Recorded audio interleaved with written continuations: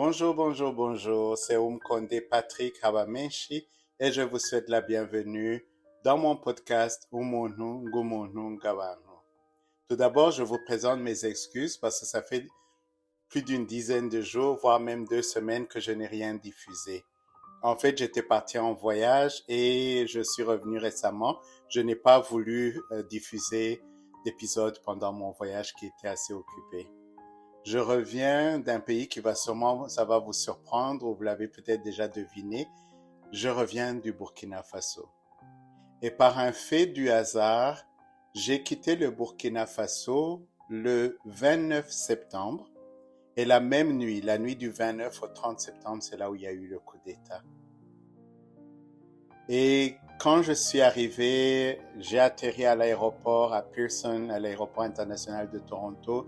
J'ai connecté mon téléphone au Wi-Fi et j'ai vu beaucoup de messages qui venaient, qui m'informaient qu'il y avait des événements qui se passaient. Donc aujourd'hui, je veux juste dire à mes frères et sœurs de Burkina Faso que je suis de tout cœur avec vous et que vous êtes dans mes prières à tout moment.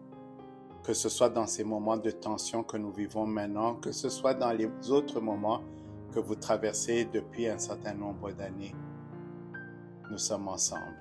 Aujourd'hui, je vais donc faire un numéro spécial pour mes frères et sœurs du Burkina Faso et du Sahel en général. Tout d'abord, le Burkina est un pays auquel je suis très attaché, de façon très personnelle.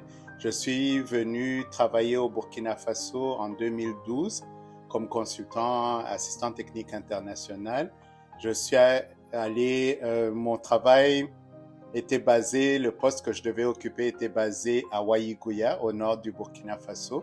Donc, je suis arrivé et peut-être une semaine après, j'étais à Waïgouya. Je ne connaissais presque rien de Waïgouya. Je ne connaissais aussi pas grand-chose du Burkina Faso. Tout ce que je savais du Burkina Faso, et c'est la chose la plus importante pour moi, c'était que c'est le pays d'un Africain illustre, Thomas Sankara. C'était une des choses que je connaissais. Je connaissais également d'autres choses, mais le fait de venir dans le pays qui a donné naissance à Thomas Sankara, pour moi, c'était un rêve. C'était un rêve et ce rêve s'est réalisé quand j'ai eu cette chance-là de venir au Burkina.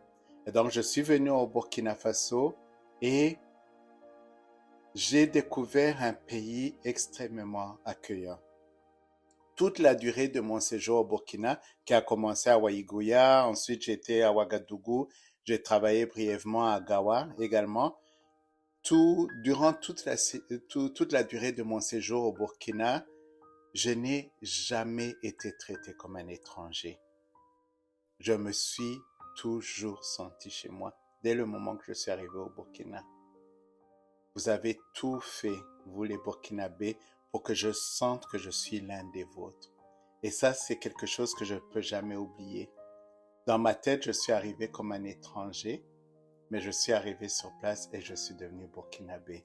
Et aujourd'hui, c'est un Burkinabé de l'extérieur qui vous parle pour vous dire que tout ce que vous êtes en train de vivre aujourd'hui, nous le vivons ensemble. Nous le vivons ensemble. Les événements qui se produisent, nous les vivons ensemble, nous les ressentons ensemble. Il y a quelques jours, quand j'étais au Burkina Faso, tout d'abord, quand j'ai quitté le Burkina Faso, la dernière fois que j'étais au Burkina, c'était il y a 5-6 ans. Il n'y avait pas encore toutes ces situations d'insécurité. Et aujourd'hui, je suis revenu au Burkina pour trouver que le Burkina avait changé, tout en restant le même. L'accueil chaleureux des Burkinabés, je l'ai encore ressenti, je l'ai encore vécu dès le moment que j'ai mis les pieds à l'aéroport. Mais il y a cette situation d'insécurité qui est là, qui est vécue tous les jours et que j'ai pu moi-même ressentir quand j'étais là. Sentir la peine surtout qui est infligée par cet ennemi qui est invisible parce que nous ne le voyons pas, qui nous attaque quand nous sommes très vulnérables et qui ne revendique pas pour qu'on puisse savoir qu'est-ce qu'il recherche exactement. J'ai vécu ça, j'ai ressenti ça avec vous, bien que je ne suis pas resté très longtemps. J'étais au Burkina Faso quand il y a eu l'attaque du convoi à Gaskéndé, le convoi qui allait à Djibo. J'étais au Burkina Faso, j'ai appris les nouvelles, j'ai vu quelques images, j'ai également entendu les témoignages de survivants et chaque fois je me demandais, mais pourquoi? Pourquoi? Pourquoi tant de haine jusqu'à venir s'attaquer à des convois de vivres, à tuer des personnes qui n'ont commis aucun crime, qui sont là, qui essayent de faire vivre les populations qui sont retranchées par cette insécurité, qui ne peuvent plus cultiver. On leur envoie des vivres et les convois se font attaquer. J'ai vécu ça, j'ai ressenti ce désarroi. Durant mon séjour au Burkina Faso, je n'ai pas pu aller à Ouaïgouya, j'avais voulu, mais je n'ai pas pu aller là-bas. Par contre, je suis allé à Kaya et j'ai vu également cette insécurité, je l'ai vu à travers les populations déplacées, les PDI, des gens qui hier travaillaient dans leurs champs, vivaient de différentes choses et aujourd'hui se retrouvent presque comme des réfugiés à l'intérieur de leur propre pays. J'ai vu ça. J'ai vu cette dignité que vous gardez, les Burkinabés, à travers cette crise. Cette dignité que même cette personne-là qui est déplacée interne, qui doit se lever le matin pour aller faire la queue et recevoir une pitance, même cette personne a gardé sa dignité dans ces moments tragiques. La dignité. Je la revois, je la vois, je la ressens et j'espère de tout mon cœur que cette situation va un jour finir, que nous sommes sur la voie, une voie de retour à la normale, je l'espère de tout mon cœur. J'ai voulu faire ce message aujourd'hui pour vous dire que vous n'êtes pas seuls, nous sommes ensemble. Souvent quand on traverse une tragédie, quand on traverse une crise, on a l'impression d'être complètement coupé du monde, d'être oublié du monde. Je voulais vous dire que je ne vous oublie pas et je ne suis pas le seul. Nous sommes ensemble. En tant qu'ancien étranger devenu burkinabé, je peux même vous dire que je transporte en moi toutes les ethnies du Burkina. En vous parlant aujourd'hui, je vous parle comme un Bissa, je vous parle comme un Bobo, comme un Bois, comme un Dagara, comme un Djoula, comme un Dogon. Je vous parle comme un Gounsi, je vous parle comme un Gourmanche. Je vous parle comme un Hausa, je vous parle comme un Lobi, comme un Mossi, je vous parle comme un Peul, je vous parle comme un Touareg, je vous parle comme un Sénofo, je vous parle comme un Yassé. Et je transporte en moi-même toutes ces autres ethnies que je ne pourrais dire ici. Je suis burkinabé et votre voix, c'est notre voix. Votre combat, c'est notre combat. Vos aspirations, c'est nos aspirations. Nous sommes ensemble. Et nous allons continuer à garder l'espoir ensemble. Garder l'espoir que nous entrons dans le dernier chapitre de cette tragédie-là. Comme tout le monde au Burkina Faso et comme tout le monde dans le monde entier, nous avons les yeux rivés sur les nouvelles autorités du pays. Nous prions que les nouvelles autorités du pays travaillent d'arrache-pied pour rendre au Burkina, au peuple burkinabé, cette dignité qui lui a été arrachée durant cette crise-là qui n'en finit pas. Qu'on revienne à cette époque-là où tout le territoire était sécurisé, où nous pouvions nous déplacer sans souci, à toute heure de la journée, toute heure de la nuit, où chaque personne n'avait d'autre préoccupation que son quotidien. Nous voulons revenir à ce Burkina-là.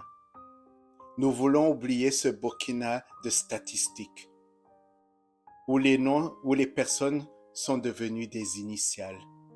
PDI, vivent dans des tentes avec les initiales du Haut Commissariat des réfugiés à l'intérieur de notre propre pays. Nous voulons que ce Burkina-là disparaisse.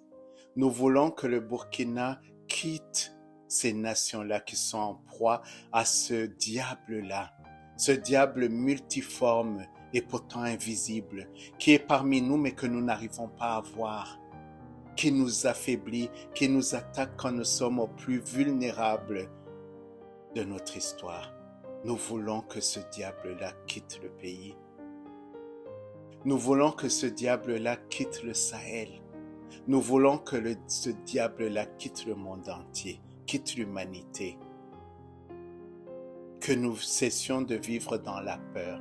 Quand quelqu'un sort la journée, ne se dise pas, peut-être je ne vais pas revenir à la maison. Nous voulons que ce diable parte. Ce diable qui nous a ouvert, qui a ouvert nos portes à ce monde-là, qui ne voit en nous que notre sous-sol, nos minerais, la géopolitique, les intérêts stratégiques, qui ne voit pas que ce sont des vies qui sont en train d'être saccagées, qui ne voit plus qu'il y a des vies en train d'être ravagées, qu'il y a des choses qu'on ne pourra jamais reconstruire. Si ça dure, nous voulons que ce diable-là parte. Et là où je suis, je vais prier. Je vais être avec vous de tout cœur. Je vais me battre avec vous pour qu'il y ait ce changement-là, pour que demain, nous puissions redevenir le Burkina dont nous étions tous fiers. Nous sommes ensemble. C'est Omkonde Patrick Awamenshi, un Burkinabé de l'extérieur qui un jour était un étranger, mais vous m'avez montré qu'au Burkina Faso, tout le monde est l'enfant du pays. Et moi aussi, je suis l'enfant de votre pays, mais qui vit très loin. Allez, nous sommes ensemble.